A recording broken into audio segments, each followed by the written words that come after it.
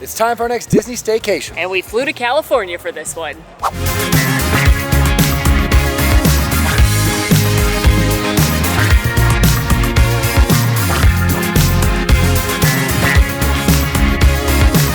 Hey there, Ma'am Fam. It is time for the next episode of our staycation series, and we are at Disneyland for our long-awaited stay at Disney's Grand Californian Hotel and Spa. This is the last of the 3 Disneyland hotels that we have for the series. Super excited to stay here because it's absolutely beautiful. So we're taking you with us as we check out our room, some dining, including restaurants we've never even been to. And this is the closest you can stay to a Disney park in the United States. So super excited for this staycation, so come with us. Disney's Grand Californian Hotel and Spa is a deluxe resort here at the Disneyland Resort. So you are gonna see the deluxe resort price point as well as the amenities, decor, service. It's all going to be that deluxe category. And this is truly a stunning resort. And much like its, I guess you could call it sister resort out in Florida, the Grand Floridian, which when you walk in, it feels like Florida, bright, pineapples, citrusy. When you walk in here, it's going to be very woodsy with evergreen trees, lots of bears, big plus for this resort, and other animals are going to be the decor. And it's going to feel like you're in a luxury cabin within the mountains of California. Before we get to price, we'll do that with the room tour, etc. Just want to give a thank you to our friends at Be Our Guest Vacations, our travel agent partners, for sponsoring this video and booking this vacation. They took care of not only booking the hotel, making sure we got the best deal, but our reservations and everything we needed. So we loved working with them. And now it's time to go into the lobby. Are you excited? Literally, we just got, like, our stuff's right here. That's how just got here we are. As previously mentioned, yes, this is a bear-themed hotel, so that's pretty exciting for us. That's very important. Hopefully we'll find one to hug while we're here. Look at this beautiful stained glass on the door, and it's time to go in. Alan, you're very talented right now. 2 suitcases and the phone.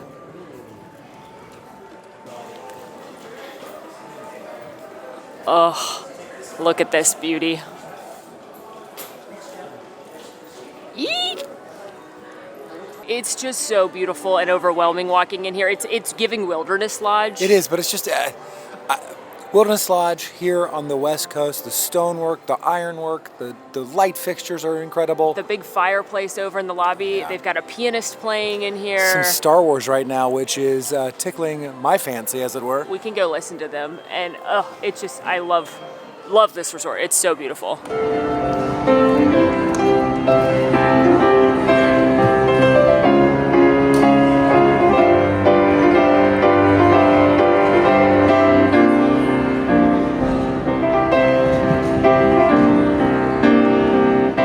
We have checked in. Shout out to front desk cast member Rosie. She was so wonderful and she got us a room even though we're here a little early. So we are going to go straight to our room and drop our luggage off. Otherwise, if you were to get here early and it wasn't ready, you can always leave your things with Bell Services and they can bring it up to your room later. But every cast member so far has just been like extra super magical and wonderful that we've talked to. And now let's go find our room. Look, Chippendale. Well, they're upside down. There they are. There they are again. Cutie Pies Chippendale. They're kind of like the unofficial mascots of this hotel, which does make sense because it's the woods and they're woodland creatures. All right, we've made it to our room.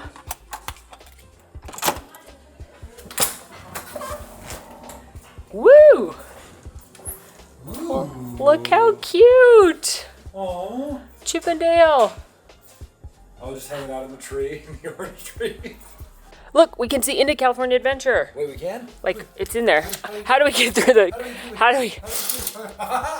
Oh, wait. Whoa. We're literally looking directly inside. Right there. Like, the turnstiles are directly below. It's right there. I can see Grizzly River Run. Your favorite? The ride I will not be doing. Oh, don't say that. It's under refurbishment. What a bummer.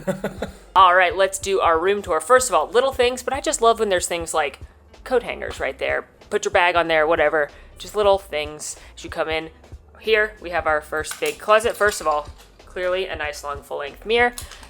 Pretty big closet with safe robes, which make you feel all luxurious. Slippies, extra bedding, laundry bag, iron.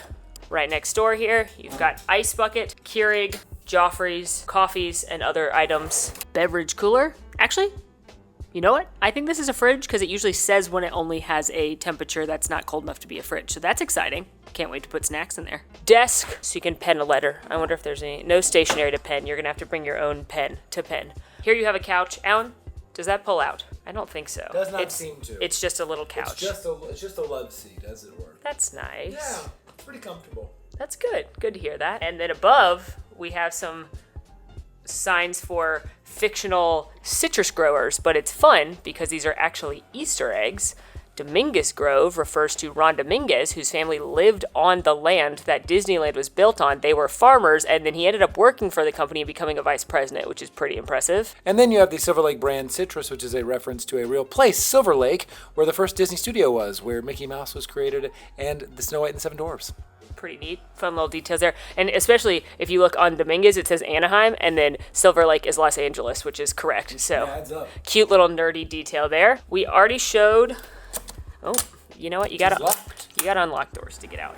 We already showed it through the curtains, but we ended up with a theme park view, even though I believe we booked a standard view, or our travel agent booked a standard view because we said we didn't have a preference. We weren't picky, but I gotta tell you, we got treated. This is beautiful. I'm quite literally, the turnstiles to enter Disney California Adventure are right below us. Which is the answer to the riddle I posed earlier, which was this is the only domestic hotel that has an entrance directly into a Disney park. As Alan pointed out, you can get into California Adventure literally right here, and then it's also only like a 6-minute walk to Disneyland, or you can get directly into downtown Disney. So very, very prime location. In fact, you can see Soarin' right there, or it's Ride Building right there. Yeah, it's an airplane hangar style here, but I'm really excited because normally it is soaring around the world like it is in Walt Disney World and Epcot, but right now it's soaring over California, and we're doing, spoiler alert, a ride challenge video while we're here, and I'm very excited to ride Soarin'. And here we have our 2 queen beds.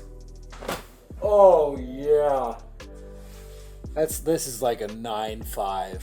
Get that pillow. That pillow looks nice. It's so plush. I know we have a reservation for food we have to get to, but I might just be here. I gotta be honest. That's nice. 9.5.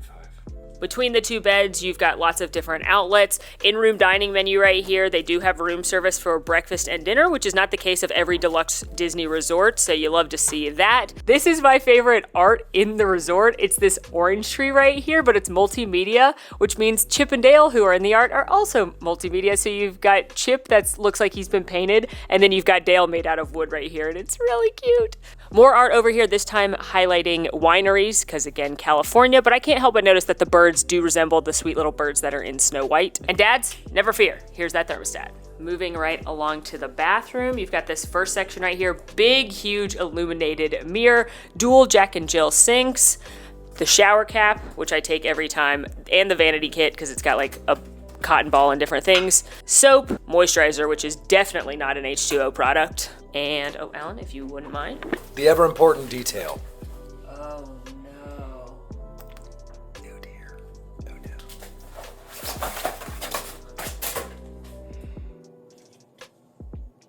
Was there something in there that you needed, or? I wanted a diffuser, but it fell out of my hand because it was so light and empty.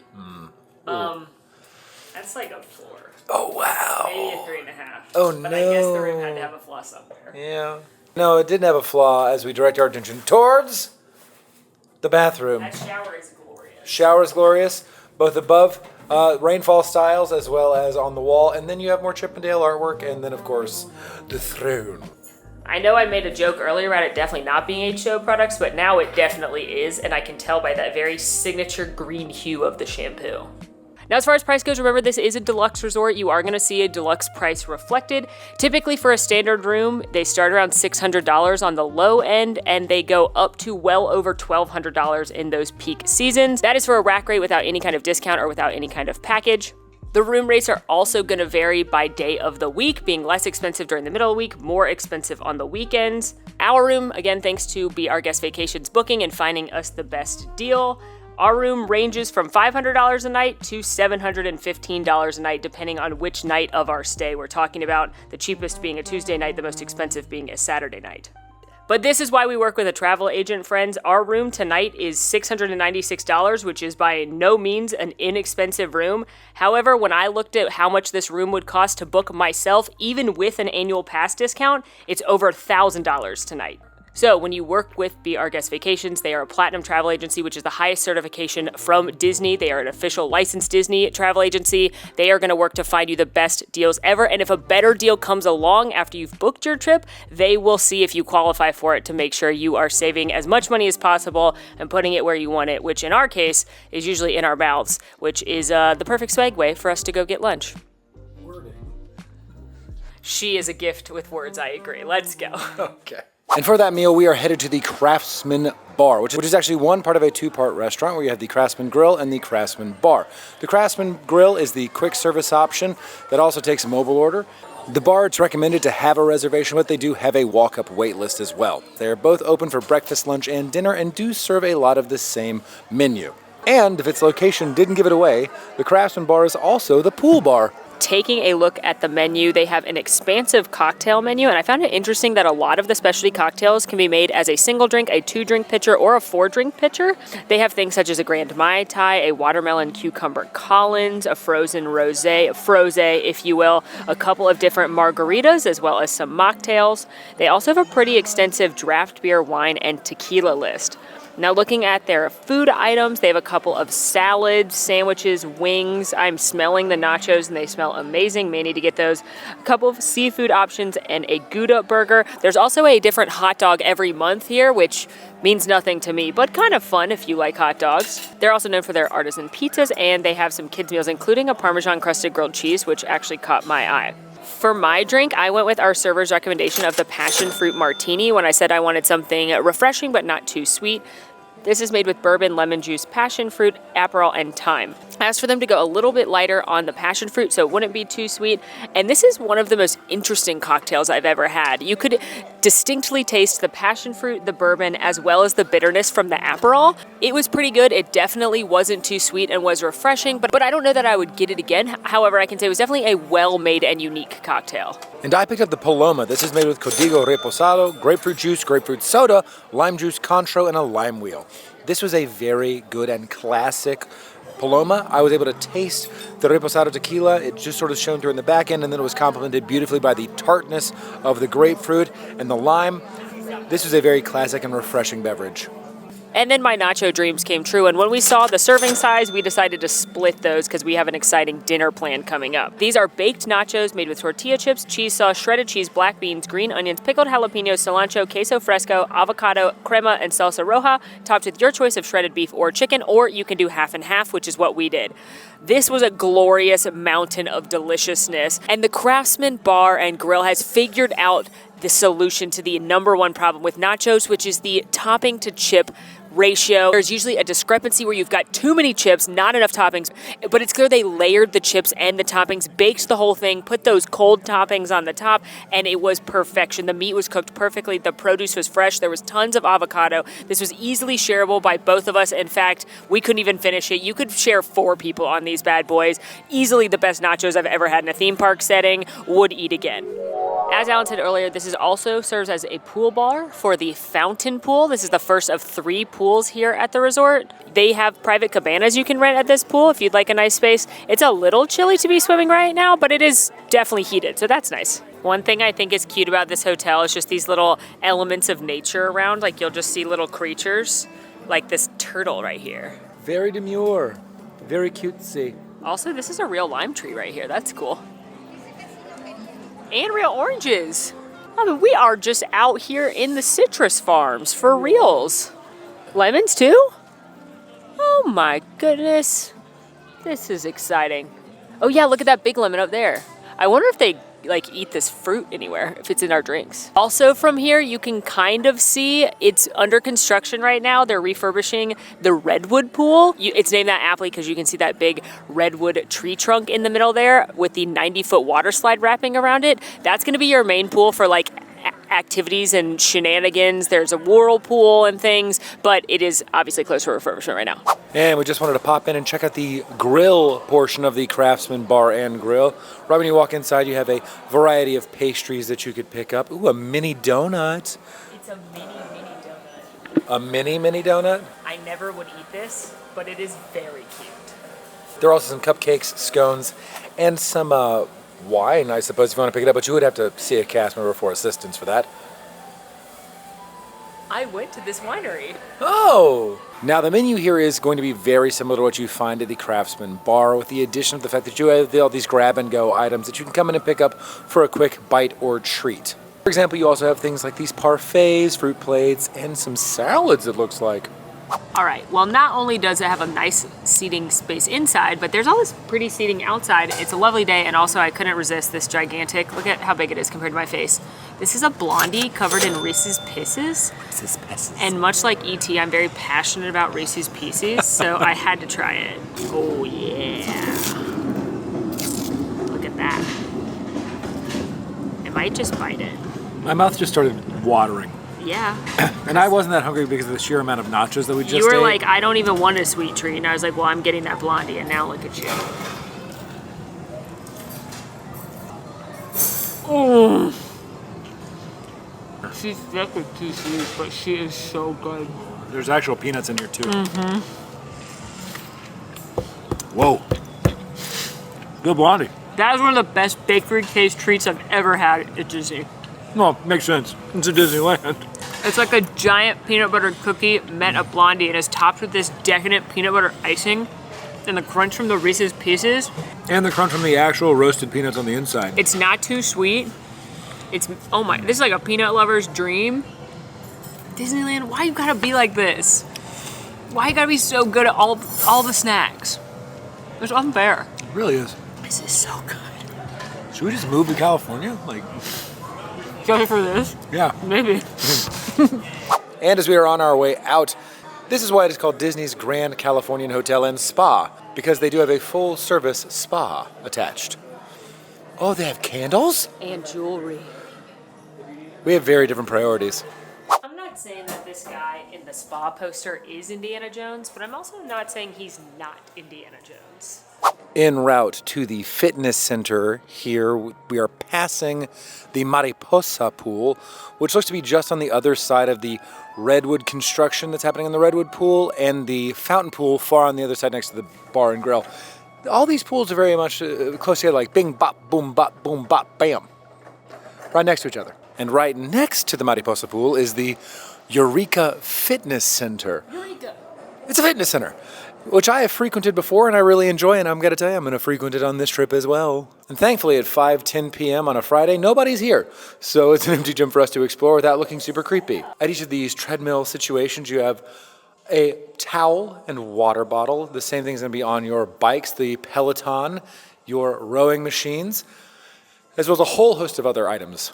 Now before dinner, we need to go to, I almost said Disney Springs. Yeah, it's downtown Disney. Downtown Disney, which we're going to show you how easy it is to get there, because we need to go to Sephora because one of us forgot their makeup setting spray. It was me. Yes, you do need to cement that face. Yeah. But as we are walking there, real quick, I wanted to share some of the other perks of staying at one of the 3 on-property resorts at the Disneyland Resort. All of them are walking distance within the parks, which is a huge perk of not only these resorts, but also some of the Good Neighbor hotels, something you certainly don't have at most resorts at Walt Disney World.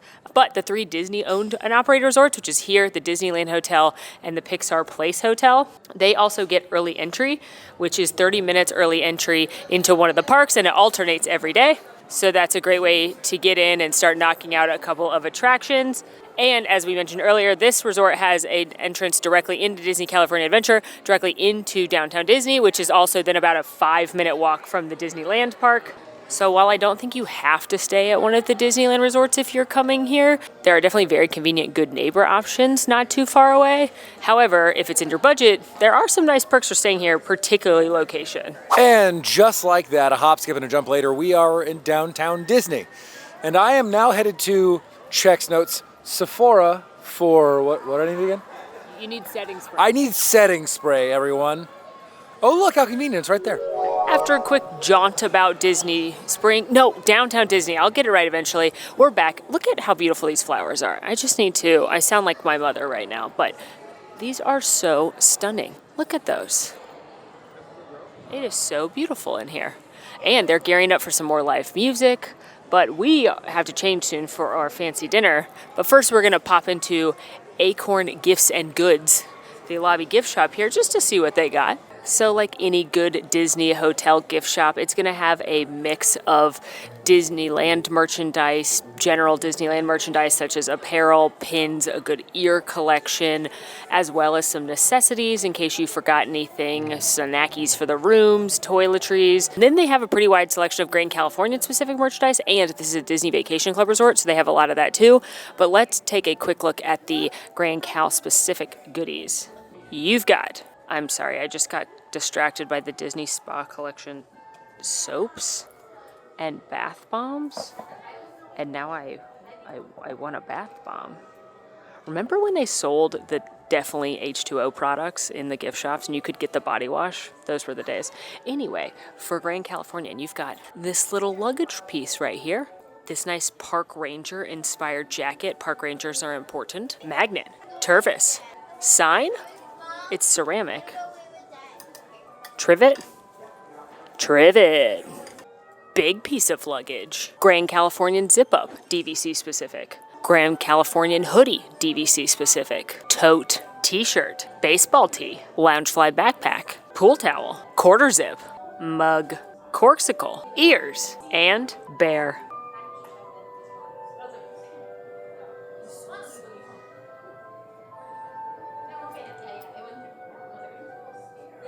No, no, no. It's like he's been a victim. No. Crime has been here.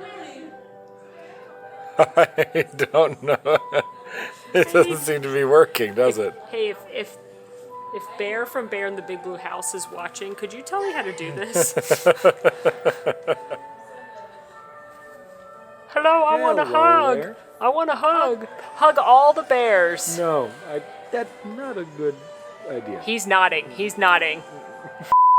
If you thought we were done with Grand Cal merch after the bear puppet, you were wrong, because there's also this awesome etched wine glass, this Christmas ornament, and this Christmas ornament, which is a series I love, because when you flip it over, it shows Mickey and Minnie in whatever building it is. And lastly, this wine glass. Now, a lot of people will make arguments as to which resort is better, Walt Disney World or Disneyland, the most magical place on earth versus the happiest place on earth. But I'm going to tell you one big point in Disneyland's favor, right here. Topo Chico, baby. They have these around the parks and resorts. I love sparkling water, and that's a nice ad. And now it is time to get ready for dinner. We are not dressed for success. No. Well, we're dressed for the success of being on a plane, crossing the country, but we are not dressed for a signature dinner, so give us a second. All right, that's better. We are headed tonight to have dinner at Napa Rose, which is a signature restaurant here at the Grand Californian, and I've never eaten there. Nor have I. I'm very excited to eat there, even though it's about to go under a big refurbishment, so it's kind of going to be the first and last time eating at this version of the restaurant, but really excited, and let's get down there. Like I said, Napa Rose is a signature read fancy restaurant here at the hotel, which means there is a dress code. Acceptable choices include nice jeans, dresses, dress pants, button-down shirts. Things that aren't accepted are things like swimsuits, athletic wear, hats, so just look a little bit nicer because, again, it is a fancier restaurant. Napa Rose reservations highly recommended, but I do want to point out there is some lounge area and bar seating in the front of the restaurant. That is first come, first serve, where you can order a la carte, order a glass of wine, noting that to myself for later on this vacation. But if you're dining in the restaurant, it is a prix-fixe menu, which is $168 per adult. It's going to be a 6-course meal, and several of the courses you do get to select what you'd like to enjoy. There are also 3 different levels of wine pairings that you can choose from if you would like to. A $125 standard wine pairing, a $200 premium, and a $300 cellar master's wine pairing. We asked our server Mickey which of the 3 he recommended it, and he highly recommended the premium wine pairing because of the pours of wine you could get were much better than the $125 pairing, so that's of course what we went with. I also want to note that there is a princess breakfast here. It's $142 per person, adult or child, which is the most expensive character meal I've ever heard of. We're not doing that, obviously, but I did want to note it's an option for a fancy meal. Maybe at some point we'll do it. Let us know if you'd like to see it in the comments. Now, I've already mentioned wine quite a bit. It's not surprising that a restaurant called Napa Rose is inspired by Napa, California's wine country, and you're going to see that throughout the decor. You're going to see a mural of wines around. It's a nice restaurant, but I do feel it's a little dated, so I think it's good it's going under refurbishment for the first time in about 25 years since that restaurant opened in 2001. However, if you are a wine drinker, this restaurant is a must-do. They have an incredibly robust, award-winning wine list with all kinds of price points, all kinds of bottles. Additionally, every server here is a sommelier. You have to pass at least the most basic sommelier test to be a server here, and many of the servers are advanced or even a couple master sommeliers. So you are going to be dealing with very knowledgeable cast members when it comes to wine. So if you are a fan of wine or like learning about wine, regardless of your own experience in tastings, you're going to be in good hands because this is a very knowledgeable team. And lastly, the menu does change throughout the seasons. They use a lot of farm-to-table seasonal ingredients, so we were here enjoying their winter menu. And as always at a restaurant like this, we're not going to bring our camera and shoot live just because there's other guests trying to enjoy a signature experience. We don't want to impede them, so we will be taking copious notes, and you'll hear from future Molly and Alan before the last rose petal falls. Our meal started with an amuse-bouche. This was a yuzu and date prosciutto with a lemon and thyme remoulade. Now, if you are just as confused what a prosciutto is as I am, that is a custard without the egg. So this was a very unique dish. It was lightly sweet from the dates, but it was incredibly citrusy. It isn't sour per se, but it still made my mouth salivate like I had just had a sour candy. And there was a custard-like texture, but it did miss that egginess that sort of gave it a little bit of a wiggle. And the granola on top gave it a crunch for a textural contrast. I personally enjoyed this because it was a nice palate cleanser. And the wine that was paired with it to start our meal was a Cuvée Rosé Champagne. And this was a nice, light, crisp, and fruity accompaniment. For our next course, I chose the Smiling Tiger Salad, which was made with twice cooked spicy beef, topped with Asian greens and a coconut lime vinaigrette, and paired with crispy shrimp fritters. The beef was perfectly flavored with a slight bit of heat, very crispy, lots of sauce on top. There was a nice crunch from the Asian greens, though I do wish they had a little more dressing so I could taste more of that coconut.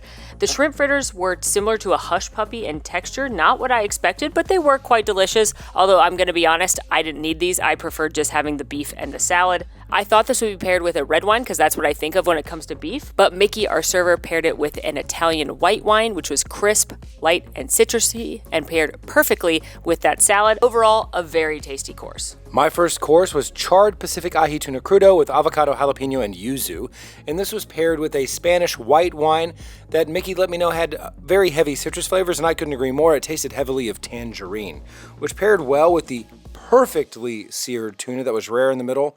It had a nice bit of acidity from the tomato on top, with a little bit of that richness of the meat and the fattiness from the avocado, and the tostini on the side had a little bit of the additional crunch and acidity from its own almost tomato-like jam on top. This was honestly one of the best fish dishes I've had, and I wish I had more than just 3 bites. My next course were the winter mushrooms, which are served with a mushroom panna cotta and a sweet potato essence down on the bottom. The mushrooms themselves were cooked perfectly with a deep, rich, earthy flavor.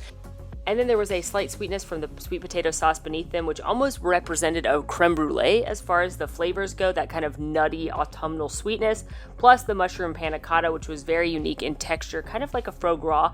This was definitely a very unique dish, but as a fan of mushrooms, I quite enjoyed it. This was paired with my favorite wine of the evening, which was a Pinot Noir from the Russian River Valley. This is a very strawberry flavored light Pinot Noir, which is my favorite kind of wine. Honestly, when we go back to this restaurant, I feel like I'll order a glass of this. My second course was the wild boar ragu with house-made linguine and a brown butter sage cloud.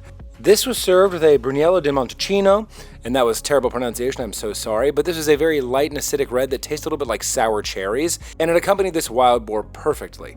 The boar itself was cooked beautifully, just fell apart, very rich, lightly gamey, but in a good way, not in that sort of like heavy, meatily, chewy way. It had a slight acidity coming from the sauce, which was incredibly buttery, being a brown butter sauce, a little bit nutty, and it coated the noodles perfectly that were just so very clearly house-made with just the right amount of chew. This was an incredible bite of food. For my main entree, I chose the fish of the day, which was a John Dory from New Zealand, served with a sesame ginger seared asparagus and silken tofu. And I have realized that I may in fact be a seafood girly despite claiming otherwise in the past, because when I eat seafood at an incredible restaurant with incredible chefs, it's delicious, and this John Dory was no exception. It was cooked perfectly, a nice sear on the outside, light and flaky, fell apart, a really citrus kick from the sauce, perfectly cooked ginger asparagus on the side. Overall, this was an incredible dish, and walking in, I wouldn't have thought the fish dish would have been one of my favorites. And this was served with a glass of Krug champagne, which we've had aboard the Disney ships, a delicious, nice, crisp, citrusy bubble. This was an amazing course for me. And for my entree, I had the Creekstone filet mignon served with a tender braised Wagyu beef cheek on the side. This filet mignon was phenomenal. And beneath it was this onion reduction that complemented the meat perfectly. It was so tender and cooked perfectly medium rare. And on top, they poured a Cabernet Jus, which added a light richness to the dish. And on the side, the beef cheek, which wasn't my favorite thing I've ever eaten, but it was a new experience for me, not having had beef cheek before. I think a Wagyu beef cheek is the perfect introduction to it. Lightly chewy, but still a little flaky. And I was served on the side a Cabernet Sauvignon from Napa Valley, which was very deep and rich and tart and lightly fruity. I was in heaven. And for the dessert course, I saw baked cheese kolache and I was sold. This was basically a fancy baked brie, and the best baked brie I've ever had. It had tons of that creamy, nutty cheese wrapped in this delicious, flaky, buttery crust, and then a nice light honey and lavender sauce on top, which added a little bit of sweetness. 10 out of 10. I could have eaten a gigantic portion of this. And it was served with a sweet dessert wine from Napa Valley, which came in a beautiful bottle, which complemented everything perfectly. I don't want to say I liked this more than the fish, but you guys know me at this point. The cheese wins. And for my dessert, I had the praline milk chocolate ganache caramel crunch served with dolce ice cream on the side. And folks, this is an adult Twix bar. It's like a Twix bar and a Ferrero Rocher got together and had a beautiful baby. And when I tell you it is something that I wish I could have at least 3 of, that would still not be enough. It was ever so light. The wafer broke beautifully. On top you had whole hazelnuts and a house-made caramel in between. I didn't think this meal could get better. And then it did. And it was served on the side with an ice wine from France, which had a little bit of like funkiness. And we asked Mickey to explain why, and he said it was part of the aging process where a fungus is actually naturally introduced to the grapes. I'm just so blown away by Napa Rose. And this dessert really put an exclamation point at the end of the meal. And if you thought the meal was over, we had one more bite waiting for us. It was a dark chocolate caramel with sea salt on top. This was simple perfection. You know when you get a box of chocolates for like Valentine's Day and people bite through a bunch of them to find the good one? This one, friends, is the good one. It was decadent, it was rich, but it wasn't over the top. Perfect way to end the meal. And I agree with Alan. This restaurant was delicious. I don't know why I've never been here before, but the knowledge, the kindness, the service from the cast members was top-notch. The ingredients of the dishes, the way they were prepared to perfection. This was a wonderful experience. If you're a foodie or a wine drinker, I highly recommend visiting Napa Rose, and I can't wait to see what happens with their refurbishment and to see what the menu looks like. They're going to close in April and reopen this fall, and you know we'll be back. Well, that was amazing. Yeah, I'm so full. That was some of the best service that I have had outside of the cruise ships. It was incredible. Shout out to Mickey, our server, not the mouse. I want to make that clear. Yeah, he also let us know that specification when he arrived at our table. But he was wonderful, incredible pairing. Each wine pairing is custom to the dishes you pick, and it was just like every cast member in there was amazing. Top tier, stellar. Lovely, lovely meal. But for now, I'm very sleepy. Yes, this has been a long day of travel. Wine did not help make me less sleepy. So we are going to head to bed this evening, be up bright and early tomorrow for another meal. With some friends. But for you, our dear friends, we are going to go to bed this evening, and we will see you all tomorrow. Good night. Good night. Good morning. That bed truly was comfortable, and that hairdryer truly was as terrible as I thought it would be. You know what? All things that were predicted and got true, so go us. There you go. And now we are going to go have breakfast with some friends, so let's go. We are headed to Storyteller's Cafe, which for breakfast and brunch is a character dining experience, while dinner is a casual dining one. We did dine at Storyteller's Cafe for the buffet dinner on our Adventures by Disney trip, and it was fine. But in my opinion, there's just better food at this hotel. But you're really coming here to visit with the characters. However, I am very excited to do breakfast here because it has been years since Molly and I have done breakfast at Storyteller's Cafe. In fact, the last time we were here, it was an entirely different slate of characters that you would meet. Today, it is classic characters and seasonal outfits. It used to be hosted by Chip and Dale and featured more woodsy creatures, including the chipmunks, Coda, Kenai, and Miko. And I loved watching Molly meet Coda. It would have been recently that she had just watched Brother Bear for the first time and experienced the heartbreak that was that film. Also, really enjoyed the meeting of Kenai. I love Coda.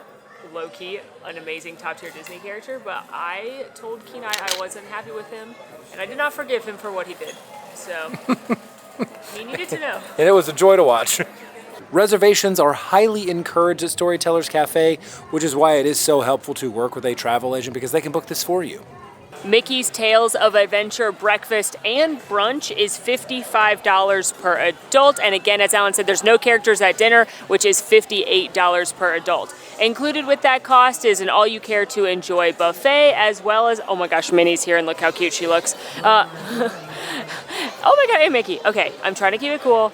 Look at her boots. Are you kidding me right now?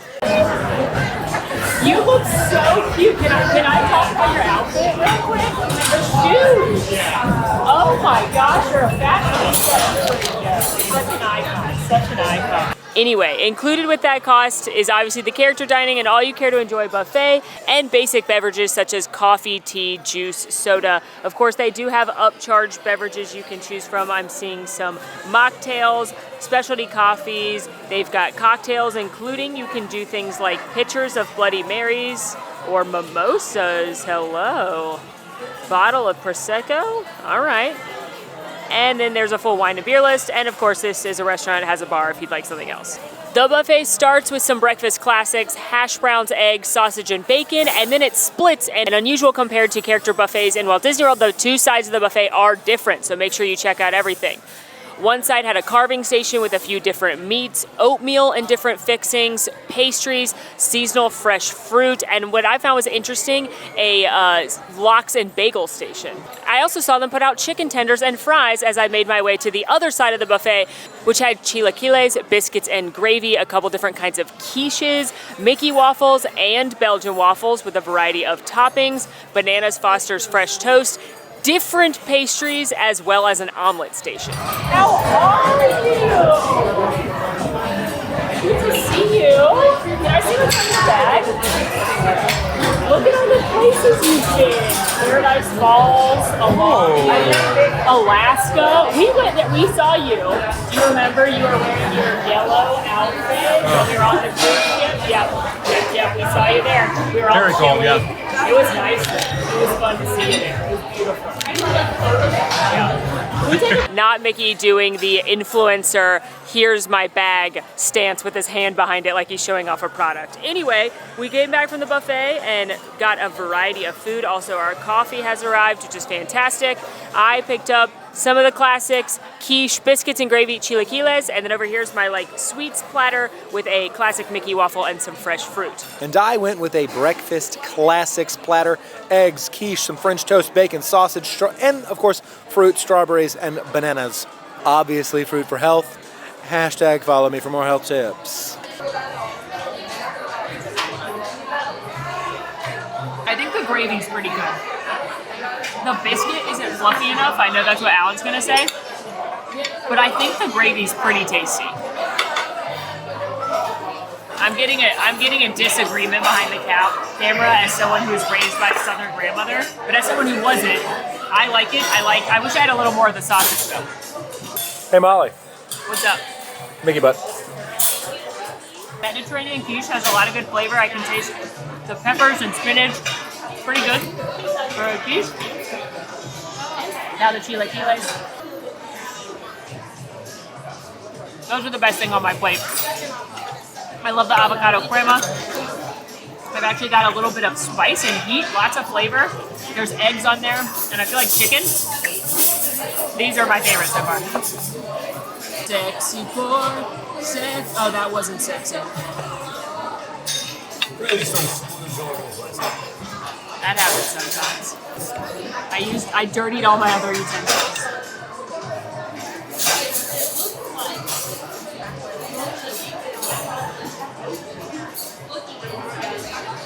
I don't think that's a normal Mickey waffle.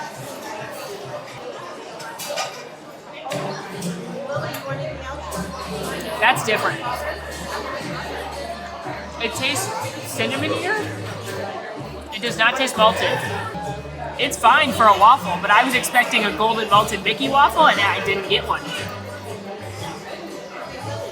Suspicious. Thank you. You're so smart. You want to borrow it? Oh, That looks a nice. perfect accompaniment. I love it. Oh, With the yes. whole fit with the vest? It does add a certain je ne sais quoi. A fashionista. Yeah, they look good on you.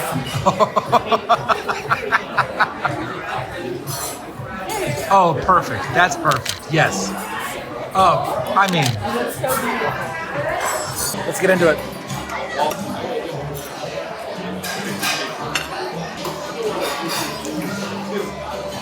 Oh, I like that. The bacon, that quiche, the cheese quiche is good. Very cheesy, as this name suggests. That's a fine sausage. Now let's see what the eggs taste like post seasoning. Those are fine. I will say, it's pretty fluffy. I'm most excited about the Bananas Foster French toast. Oh. I have high hopes.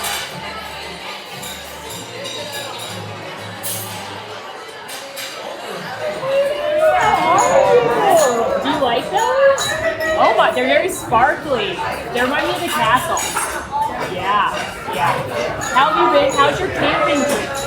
Have you been doing lots of camping? Eating lots of snacks? Oh, you have a compass. Look at that. Are you the leader? scouting it out. I think so. You can let Mickey think it's him, but it's you. Yeah.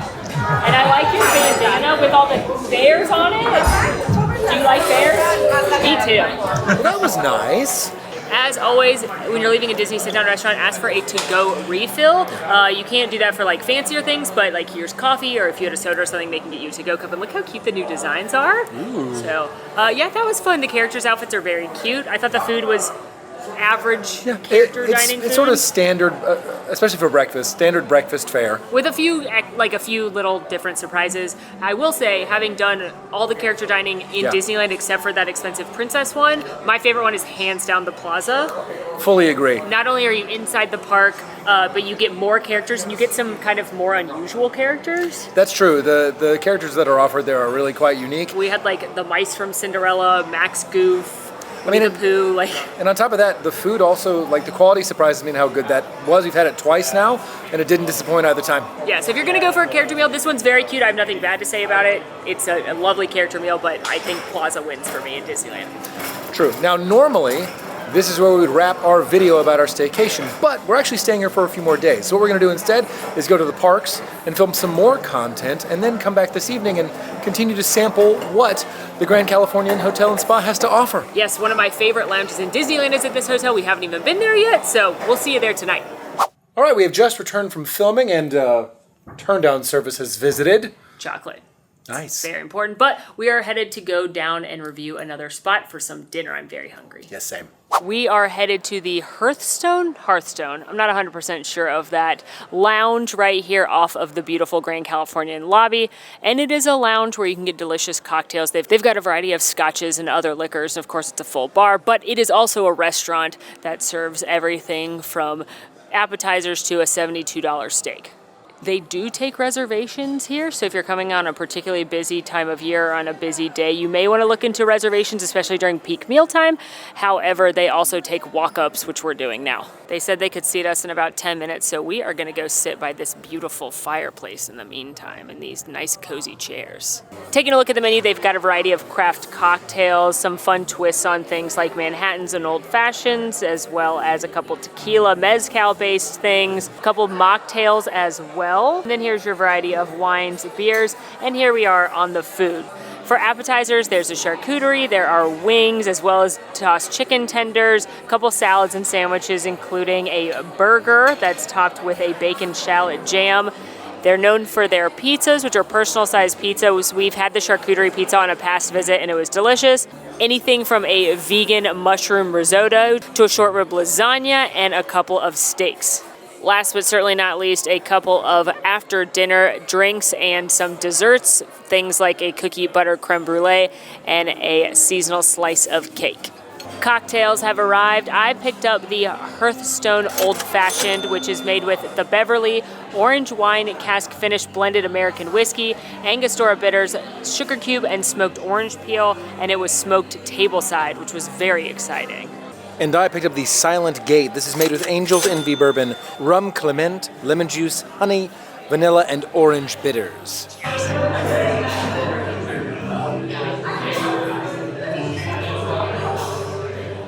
Off the top of my head, I don't know if I've had a better old-fashioned in a Disney resort.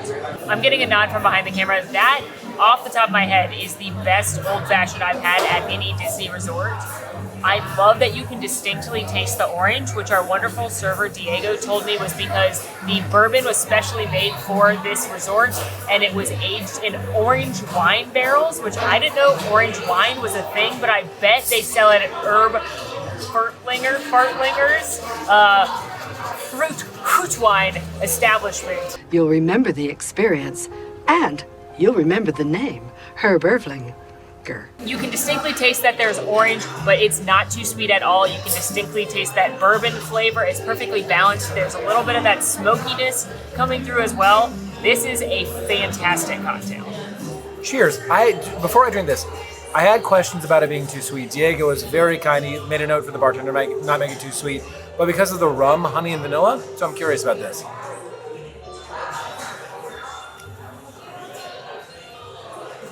That's fascinating. Wow. Hold on. Okay. First of all, I really enjoyed that. You can taste the Angel's Envy bourbon, but it doesn't like punch you in the mouth like you'd expect bourbon to do because it's mellowed out by the rum. And this is rum that's not made with like molasses. This is pure cane rum. So it's not as sickly sweet as you're going to get from molasses, but it helps balance it out a lot. With the honey and vanilla and the orange bitters, it adds a little bit of tartness to end this. This almost tastes like a very grown-up whiskey sour, but I'm not normally a fan of whiskey sours, and I love this. Kicking things off with, we've got a charcuterie here in the middle to share with a variety of meats, cheeses, and accompaniments. A couple unique things on here. There's duck prosciutto. I'm seeing some dried apricots, some pickles, peppers, wine rubbed cheese, a soft cheese right here. It looks like a blue cheese over here, honey, stone ground mustard, and some cracker nibbly moments over here. And then I am chilly because it is like 55 outside and live in Florida. So that's the tundra to me. So I have gotten the French onion soup, which our server said was amazing. It's got a house-made crouton on there. It smells delicious and rich, and there's a bunch of cheese on top. Can't wait. And I went for the flaky buttermilk battered chicken sandwich. This is made with fried pasture-raised chicken, a soft fried egg, cucumber and radicchio slaw, habanero aioli, and a hot honey drizzle on a buttered brioche bun with a side of fries, as well as some additional pickles on the side. That egg looks incredible. I'm so excited. It looks, dare I say, exquisite. Exquisite? Wow. If you didn't hear that from across the room, Molly said egg-squizzed, which is a pun for the wrong word. That was a good one. Well done. Yeah.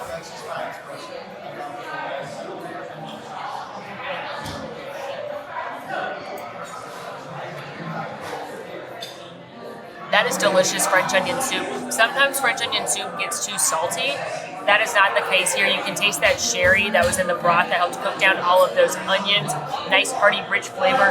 Tons of this nutty cheese on top. And I love the crispy bite from the crouton on top. This isn't anything super unique. It's just really good, solid French onion soup, which, who doesn't love that? And then also gonna dig into this charcuterie. I never know where to start, but I'm always just like, when I see charcuterie.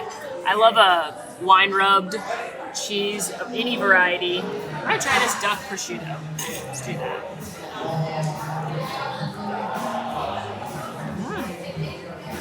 Also tried a little of the salami and the mustard. Basically, this is a really nice charcuterie board. Really good accompaniments.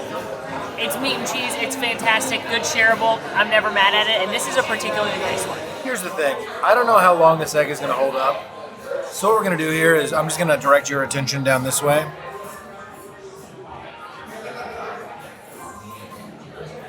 Feels nice. Welcome to Mammoth Club After Dark. Egg edition. All right, let's get in here.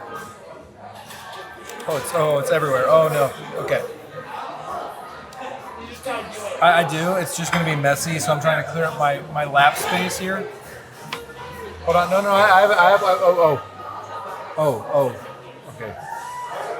Molly has selflessly abandoned her napkin so that I might wear one.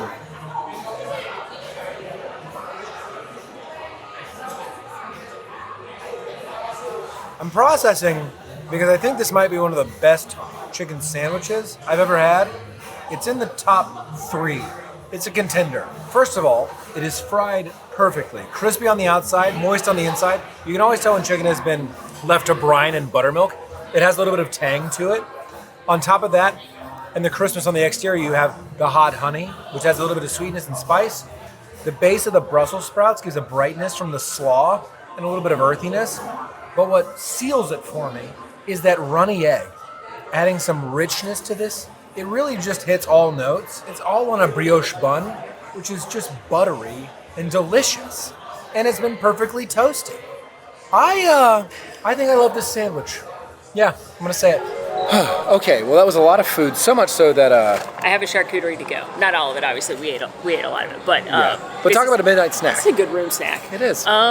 That restaurant continues to blow me away, not only with the incredible food, the quality of everything, as well as the staff. The cast members there are so wonderful. That we were chatting with the bartenders, we were chatting with our server. Like, everyone there is just lovely, which is kind of been the case with this whole hotel. I was just thinking as you were talking about that, and I'm glad we're aligned. The theme has been incredible service by all the cast members. On top of the fact that the product that's being delivered, whether it be the room or the food, has just been top notch. But Hearthstone, I don't know. You know what? Pick yours. What's your favorite? It's a really wonderful lounge, really awesome, classically made, well-made cocktails, but all the food is really high quality. Yes. So highly recommend. Even if you're not staying here, this is a fun place to come. And again, it's literally attached to California Adventure, so it's a great resort to kind of sneak in if you need a mid-afternoon break park snack cocktail moment. And it's worth the wait. If you've got to wait, I think it's totally worth it. And first come, first serve for bar seating. So if there is a seat open and available, take it. Well, that is a wrap on our staycation here at the Grand Californian Hotel and Spa. I don't even know that we can call this a staycation, considering we live across the country. That's true. But it doesn't sound as good to be like, that's the wrap on our this is the coolest workplace hotel you could stay at trip. Yes. Yeah, well, what'd you think of it? Okay, let's start with the cons. Okay. There aren't many, because I really genuinely love this resort. I would say the biggest thing is the price. It is a very expensive hotel. So if you're the kind of person who's just looking for somewhere to lay your head, you're going to rope drop to park clothes.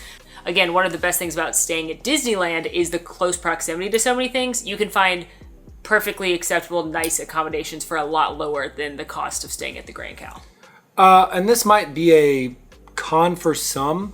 When you look at the theming of this resort, it's not overtly Disney. It's not super in your face like what you're going to find at the other hotels that are here owned by Disney.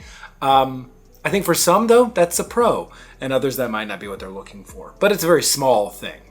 As far as the pros go of this resort, there are many. I think the first one is its access to the theme parks. Most notably, its direct access to Disney California Adventure. Yeah, you literally can't be anywhere closer to a theme park in a United States hotel. Yeah. Additionally, I think the dining is excellent. We had wonderful meals at Napa Rose. We had a wonderful meal tonight at Hearthstone. Still can't figure out how to say that one. The pool bar, Craftsman, excellent. So I think food, aplenty. I'll also say, for me, I really love the overall theming and feel of this resort, specifically when you look at something like the lobby. It is cabins like the Wilderness Lodge meets the Pacific Northwest, with sort of California influence. It feels really homey, and I really enjoy it. And it also has some subtle nods to Disney history that if you don't know what you're looking for, it just looks like a fun themed little signpost. And lastly, I would say The cast members have been wonderful. Oh, yes. The cast members are always wonderful, but the cast I've seen throughout the resort, from the first person that welcomed us all the way through, they've been exceptional. So I think you, again, are paying that deluxe price, but you are getting the deluxe service, the deluxe amenities that come with that price point. Okay, and with that, we have officially covered all of the resorts here in Disneyland. Let us know if you'd like to see anything different. For example, the new Disneyland Hotel Vacation Club Tower. And another huge thank you to our friends at Be Our Guest Vacation for sponsoring this adventure.